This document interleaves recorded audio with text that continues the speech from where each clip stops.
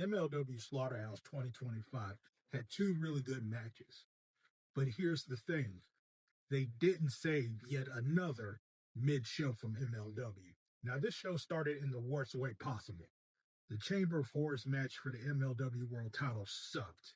Much like when WCW did this gimmick, it's not something that just doesn't work.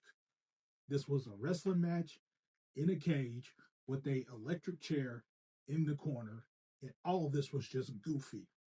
Now, there was some blood, there was some carnage, but nothing crazy given how short it went, which was the only positive of this match. Now, Mads Kruger, he retained after C.W. Anderson saved Brock Anderson from the electric chair. Then he got put himself in that chair for Krug to eventually win the match. This match, as an opener, killed any momentum for the show before it even started. I gave this 1 star. Then came the Opera Cup matches. The first 3 quarterfinal matches all suffered from the same problem.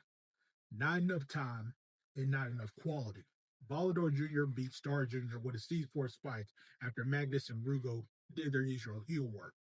It was getting good before they cut it off at just 2.5 stars. Satoshi Kojima beat Bishop Dyer with a lariat, and this was more of a basic veteran versus younger veteran layout with nothing really special at just 2.25 stars. Austin Aries, he beat Paul London with a brainbuster, pretty much after shoving him into Paul Waterhauser on commentary. Now, this was actually better than expected since both are way past their prime, but that's not saying a whole lot at just 2.25 stars. Hammerstone versus Matt Riddle had the potential, and this had really good back and forth with Hammerstone dominating Riddle and Riddle coming back in the match. It had some nice psychology and action as far as just working together. Then the ref bump and then the run-ins from Cruel and Dijak just killed it. Now, Riddle won with a low blow and afterwards cut a heel promo afterwards. This right here gets 2.75 stars. This could have been way better without the interference, but the heel turn pretty much at the end of the day was the whole point. Now, here's where the show finally turned around a little bit. Shoko Nakajima versus HIMAWARI for the featherweight title was way better than what I expected here. They got more time than usual and busted out some decent sequences and back and forth. HIMAWARI used her hair as a whip throughout this match, but it came back to haunt her when Nakajima grabbed it and stopped her attacks. Nakajima retained with the top rope senton, and I gave this one 3.25 stars. More time would have pushed this higher, but this was basically the ceiling for how mid this show has been up to this point. In my opinion, this was the best defense of Nakajima's title reign.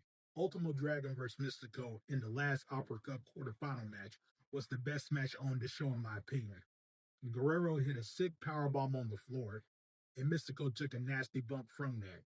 I thought there was some solid back and forth throughout, with the crowd very behind Mistico. Mistico eventually wins with the La Mystica, and this gets 3.25 stars. But I wish this had more time because I was really digging with what they were doing here. This match here showed what the Opera Cup can deliver when they don't clip the matches to death. The last 2 matches couldn't save this low-quality wrestling across this show. The Chamber of Horrors match was doomed from the start. The Opera Cup matches were too short.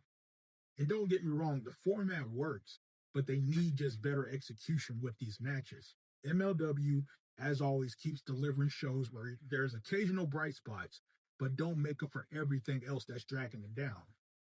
I give this show a 6.5 out of 10. I don't recommend this show. When your best 2 matches can barely break the realm of good and everything else is just forgettable or bad, that's a problem.